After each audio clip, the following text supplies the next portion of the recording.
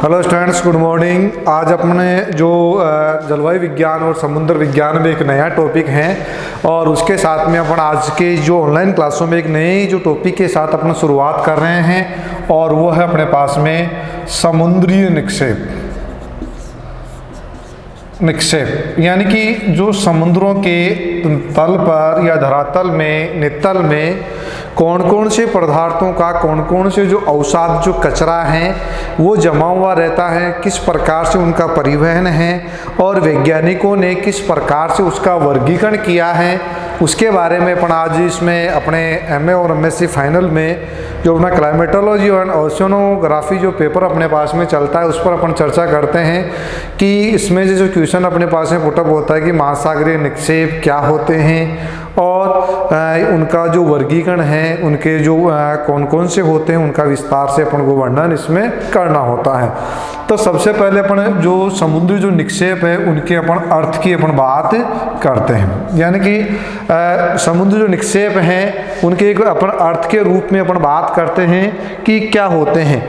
महासागरों की तली या नितल पर, महासागरों की तली या नितल पर जो भी अवसाद पाए जाते हैं, उन जो अवसाद जो जमा है, जो अपने पास कहें कि जो कचरा है, जो कंकड़ पत्थर हैं वो जमा है, उन सबको अपन क्या कहते हैं, महासागरीय निक्षेप के नाम से जाना जाता है। जिसे नित्तल जो निक्षेप हैं, इसे नित्तल निक्षेप के नाम से भी इसको जाना जाता है। यानी दूसरा अपने पास में क्या आ गया, नित्तल जो निक्षेप है उसके नाम से भी उसको जाना जाता है।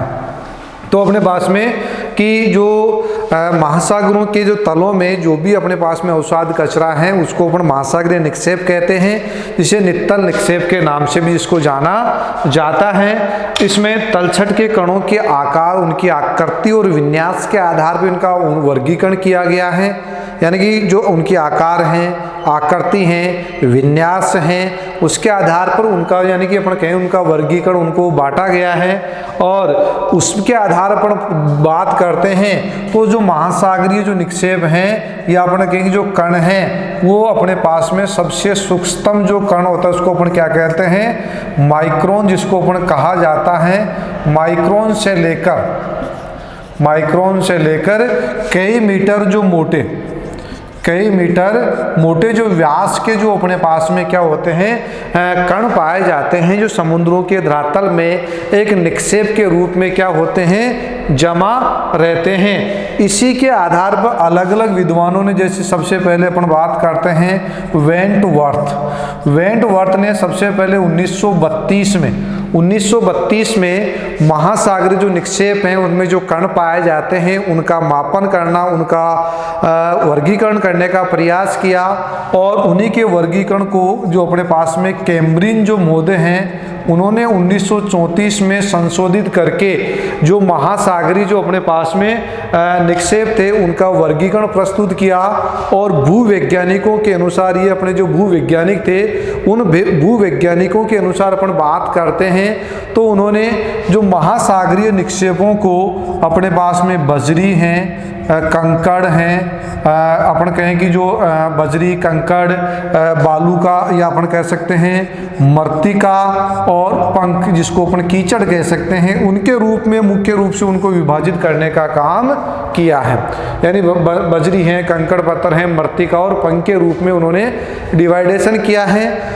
इस महासागरीय जो निक्षेप होते हैं धरातल में वे असंगठित पदार्थ होते हैं, यानी कि वे असंगठित पदार्थ, असंगठित का मीन्स क्या होगा कि जो धरातल में खुले रूप में पड़े रहते हैं, यानी असंगठित पदार्थ के रूप में पाए जाने वाले सभी जो कण होते हैं, सभी जो पदार्थ होते हैं, उन सबको महासागरीय निक्षेपों की श्रेणी में रखा जाता है, जो जिनका अध्ययन अपन समुद्री विज्ञान के रूप में करते हैं। जबकि महासागरों में जो कटक हैं, चट्टाने हैं, सेल जो पाए जाते हैं उनका अपन यानी कि अपन कह सकते हैं उनका अध्ययन अपन समुद्री विज्ञान में नहीं करते हैं। वो अपने पास में जो है तो अपने पास में ये जो अपने असंगठित जो पदार्थ हैं वही समुद्री निक्षेप के रूप में होते हैं। इन समुद्री निक्षेप में जो पाए जाने वाले जो पदार्थ हैं उन पदार्थों को या तो जैसे उत्पत्ति अपन कहें कि समुद्रों के अंदर भी हो जाती हैं, स्थलीय भागों पर भी होती हैं। तो स्थलीय भागों से जो भी अपने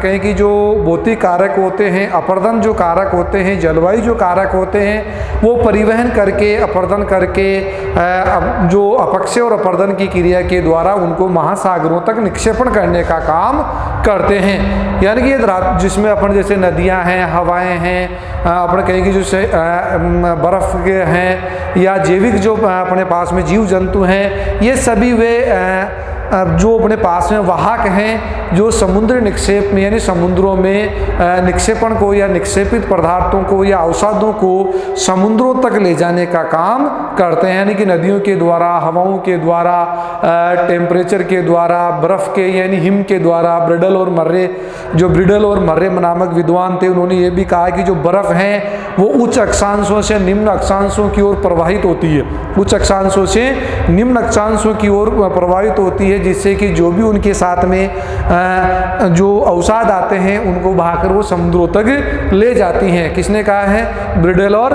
मर्रे ने कहा है। तो ऐसे अपन कहें कि ये जो अपने पास में कारक होते हैं वो जो है इन पदार्थों को बहाकर समुद्रों तक ले जाते हैं, जिसे अपन क्या कहते हैं? समुद्री निक्षेप कहते हैं। तो ये जो पदार्थ हैं उनका जब अपन वर्गीकरण और अपन अगर देखते हैं तो अपने पास में वेंटवर्थ के और जो कैम्ब्रिज ने 1934 में उन्होंने संशोधन किया।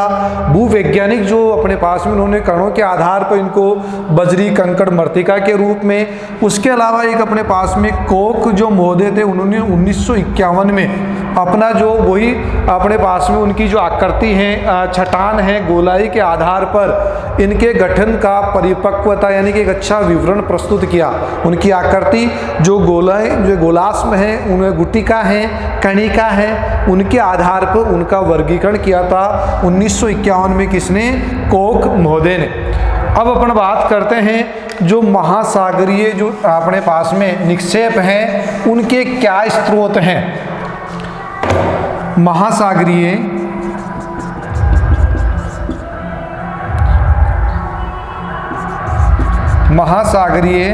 जो निक्षेप के स्रोत एवं प्रकार,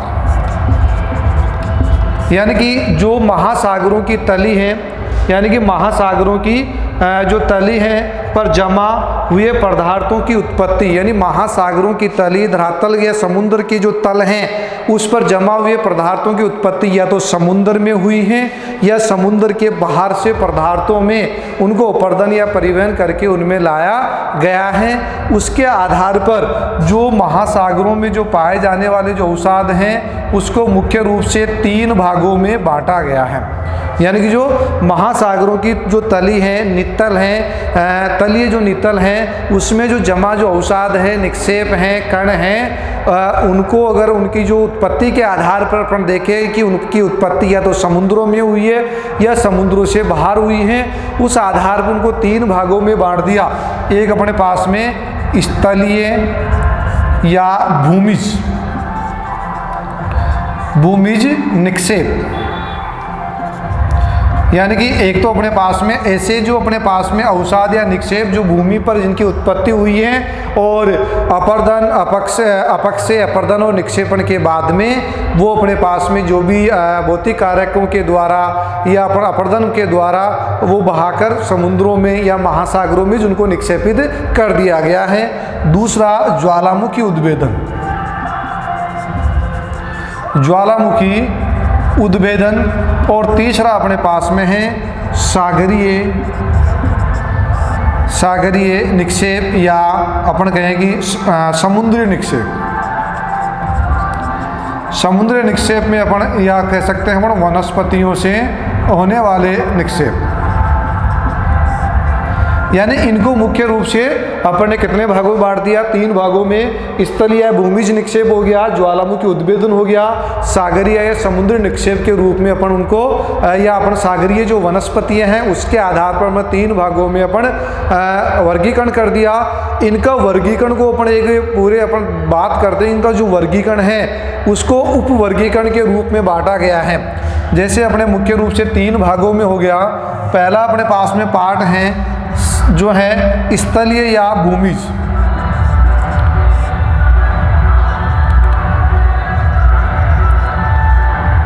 यानी जो अपन सागरों में पाए जाने वाले जो औषधों का जो वर्गीकरण कर रहे हैं, उनमें पहला स्थलीय अपने पास में क्या आ गया, निक्षेप या भूमिज निक्षेप। इस भूमिज निक्षेप की अगर अपन बात करते हैं तो उसको मुख्य रूप से इसको अपन कहें कि जो है बजरी, रेत, सिल्ट, मृत्तिका और पंख 5 उपविभागों में बांटा गया है।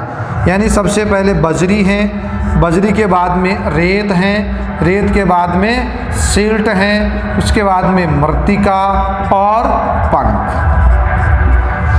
यानी कि भूमिज पदार्थ कौन से हैं जो महासागरीय निक्षेपों के रूप में पाए जाते हैं, महासागरों में औषधों के रूप में पाए जाते हैं, वो अपने पास में कौन से हैं, बजरी हैं, रेत हैं, सिल्ट हैं, मृत्तिका और पंख। नंबर 2 अपने पास में है वो है ज्वालामुखी उद्भेदन। दूसरा जो अपने पास में है वो क्या है, ज्वालामुखी उद्भेदन।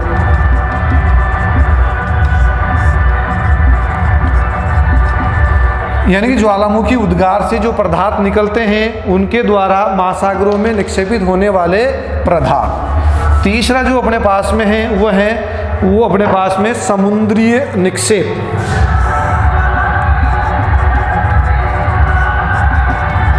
समुद्रीय निक्षेप, इनको अपन मुख्य रूप से 2 भागों में अपन ने बांट दिया, जैविक निक्षेप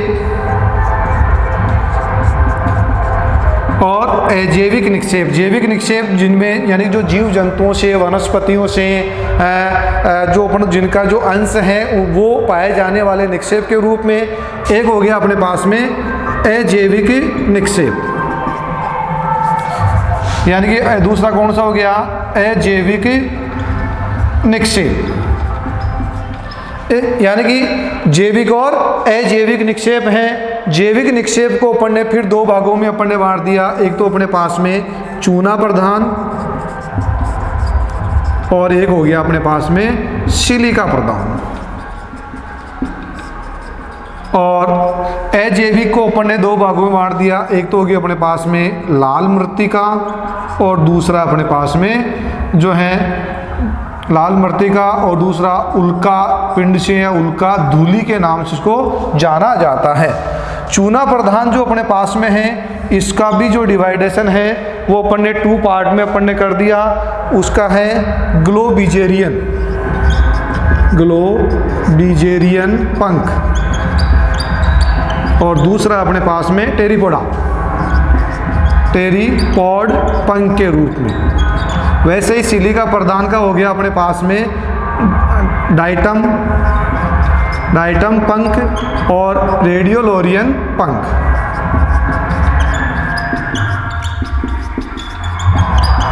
रेडियोलोरियन पंख ये अपने पास में मुख्य रूप से ये जो है जो समुद्र निक्षेप के रूप में पाए जाने वाले पदार्थ हैं।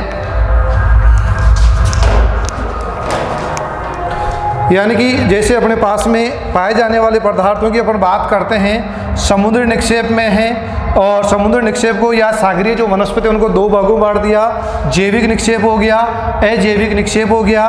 जैविक निक्षेप को 2 भागों में बांट दिया, चूना प्रधान और सिलिका प्रधान। चूना प्रधान के रूप में अपने पास में जो निक्षेप पाए जाते हैं वो अपने पास में ग्लोबिजेरियन पंख, ग्लोबिजेरियन पंख और टेरिपोडा पंख के रूप में पाए जाते हैं। वैसे ही सिलिका प्रधान जो अपने पास में निक्षेप हैं, सिलिका प्रधान जो निक्षेप हैं वो टाइडम जो अपने पास में पंख हैं और रेडियोलोरियन पंख के रूप में उनका डिवाइडेशन किया गया है। अजैविक जो अपने पास निक्षेप है उनको 2 भागों में लाल मृत्तिका और उल्का धूलि निक्षेप के रूप में उनको जाना जाता है। तो ये था अपने पास में एक सामान्य वर्गीकरण। अब ये जो बजरी, रेत, सिल्ट, मृत्तिका इनका किस प्रकार से निक्षेपण होता है, ज्वालामुखी जो उद्गार से किस प्रकार से समुद्रों में निक्षेप स्थापित होते हैं, निक्षेपित होते हैं, निक्षेपण जिनका होता है, और समुद्रीय जो सागरीय वनस्पतियों से जैविक और अजैविक जो अपने पास में निक्षेपण है उनसे किस प्रकार से होता है, तो उनका वर्णन अपन इस प्रकार से अपन देखते हैं। तो सबसे पहले अपने पास में कौन से आ जाएंगे, और वो है अपने पास में जो है स्थलीय या भूमिज निक्षेप की अपन बात करते हैं। समुद्रों से में जो प्राप्त होने वाले जो अधिकांश अपने पास में जो निक्षेप होते हैं, अवसाद होते हैं, स्थलीय होते हैं, यानी समुद्रों में, तली में, महासागरों में जो प्राप्त होने वाले अधिकांश जो अवसाद होते हैं वो स्थलीय होते हैं। जो स्थलीय भागों पर पाए जाने वाले जो भी पदार्थ हैं, चट्टानें हैं, उनमें अपने पास में जो क्रिया होती हैं, अपक्षय और अपर्दन और उसके बाद में क्या होगा, निक्षेपण, यानी तीनों क्रियाएं साथ चलती हैं, अपर्दन, अपक्षय और जो है निक्षेपण। अपक्षय क्या होता है, जब कोई भी पदार्थ जो भौतिक और रासायनिक क्रियाओं के द्वारा, कोई भी जो पदार्थ हैं, चट्टानी टुकड़े हैं, कोई भी पदार्थ रासायनिक और भौतिक क्रियाओं के द्वारा अपने ही स्थान पर टूटने की क्रिया को, अपने ही स्थान पर टूटने की क्रिया को अपन क्या कहते हैं, अपक्षय कहते हैं। अपेक्षित जो पदार्थ, या अपन कह सकते हैं कि जो टूटे हुए पदार्थ हैं, उन टूटे हुए पदार्थों को भौतिक और अपने पास में जो जलवायु जो कारकों के द्वारा, मानवीय कारकों के द्वारा एक स्थान से दूसरे स्थान पर ले जाने की प्रक्रिया, एक स्थान से दूसरे स्थान पर ले जाने की प्रक्रिया क्या कहलाती है, यानी उनको अपने मूल स्थान से हटाकर दूसरे स्थान पर ले जाने की प्रक्रिया अपर्दन कहलाती है। और अपर्दित पदार्थों को छोड़ने की क्रिया, यानी कि उनको जो जहाँ पर अपन कहें कि लास्ट स्थान पर पहुँचाने की क्रिया क्या कहलाती है, निक्षेपण कहलाती है।